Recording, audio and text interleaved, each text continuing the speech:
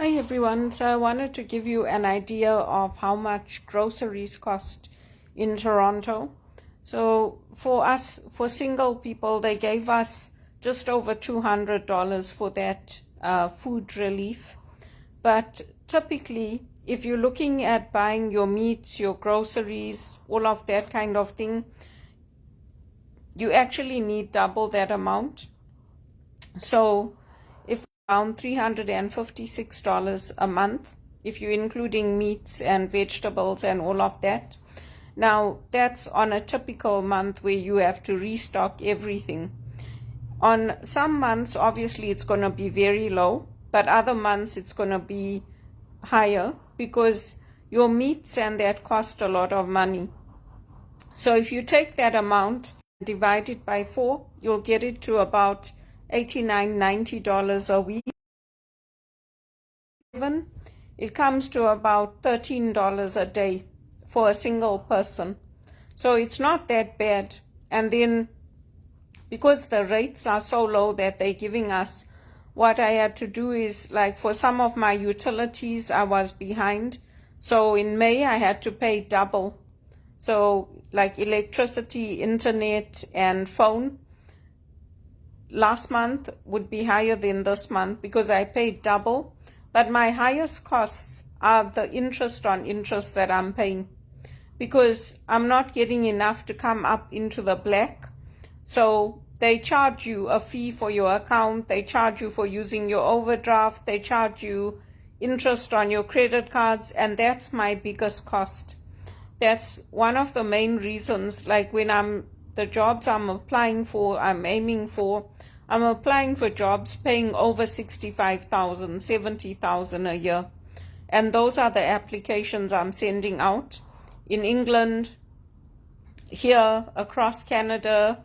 I'm applying for senior level positions because when you are at this level, it's not a reflection of me. It's not a reflection of my skills or talents. When the markets have been this bad since 2008, you take whatever work you get, but you don't stop applying for those senior jobs.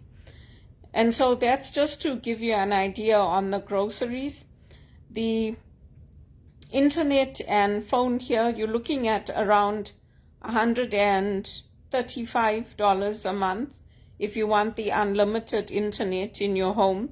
And because most of the time I land up working from home, I had to get the one with the highest cost and the fastest speed.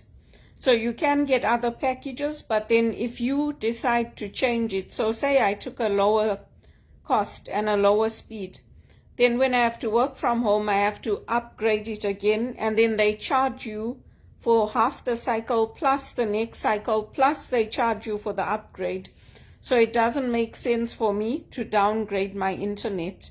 The TV only costs I think it's like $15 a month that I pay for the TV. So the TV is not that much. It's included, and they stream the TV here. So it comes through your internet. And then I had to also pay for my HRPA dues. I had to pay for home insurance. So the home insurance, because I'm a low income earner, I asked them to divide it by 3 for me, which means I pay quarterly. And that's around $200 quarterly. And then my rent. So you can see, like, if you take your monthly costs and you divide them up like that, it's actually not that much. If you have a decent paid job and you have a job where you can come up into the black and you can take care of paying down your debt, it's not a bad cost of living. It's very reasonable for what you're getting. Because like where I live, I have access to the gym, I have access to a swimming pool, I have access to a sauna, a hot tub, and if you go out and you pay for a membership for things like that, those things are very costly, and I use all of them. So for me, if you work out the costs, it's not as bad as people think it is. And when I'm working, I also do, like, they have people that can come in and wash your windows and all that. So when I'm working, I do participate or I get my own for that. But the bulk of the things I do on my own, like clearing the drains, I buy the drain cleaner, I do my own cooking, I do my own cleaning, and yeah, I just prefer to take care of myself. So yeah, that's just to give you a cost to say that it's not as bad as people might think, but it's very bad when you're on a low income, when you're living on less than $1 a day, because then it becomes unmanageable. So that's why I'm trying to apply now for a job that pays me very well and where I can use my skills and education. And I've got the board experience because I've sat on boards in Canada, and I've also had different opportunities in different fields. So I have to keep applying.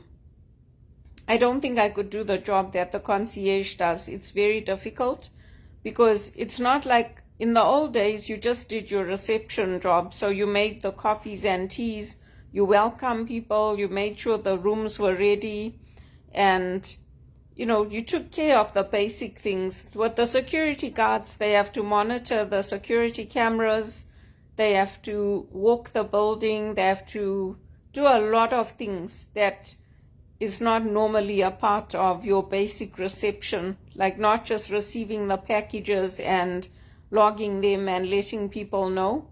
So that would be a hard job for me to do because there's a lot of training that goes into it and there's a lot that they do. But I mean, working with the public, I've worked with the public, so I'm used to that. But let's see. I just hope that these job numbers keep going up, and that because of the job numbers going up, people like me who have been sitting at home will also get good paid jobs. And yeah, my goal is to buy another property for myself and my mom, and to make sure that I keep that property, I retain it. I did it before on my own, so there's no reason that I shouldn't be able to do it again, because I'll be considered a first-time buyer because I haven't owned a property since 2017. So I should be able to do it.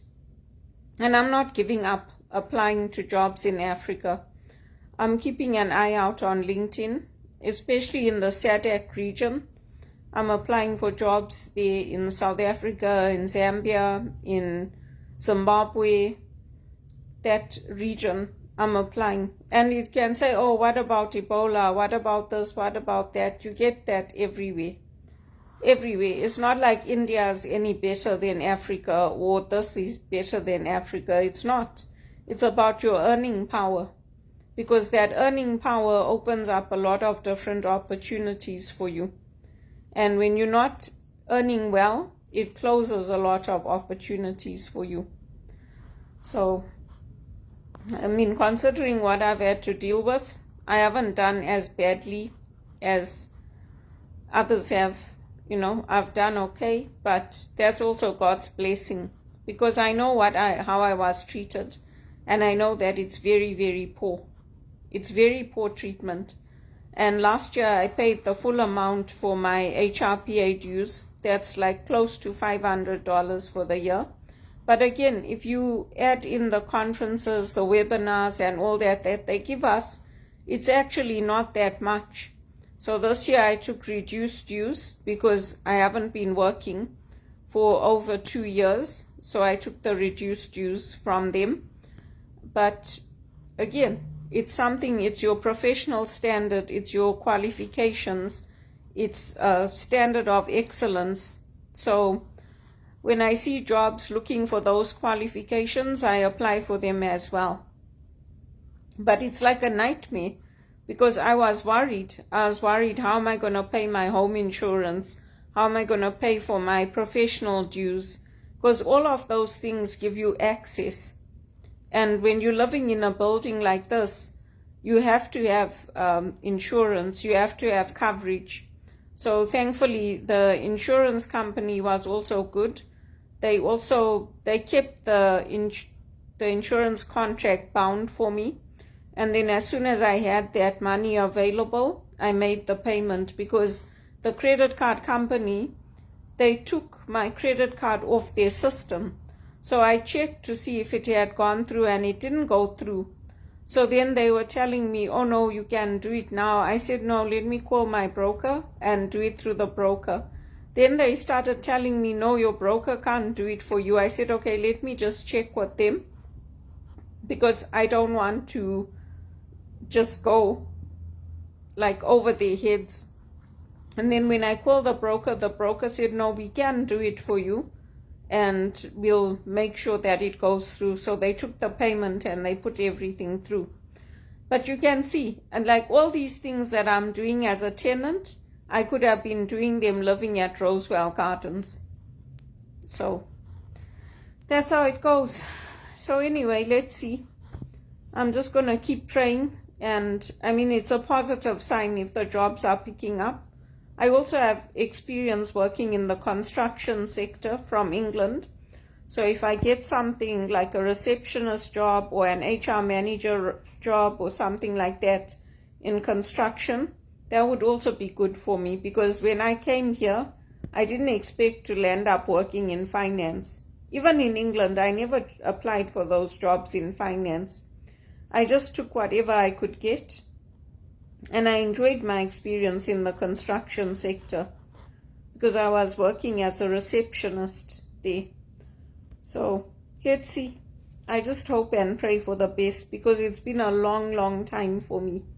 And I want to be able to settle into a role and to be able to get on with my life.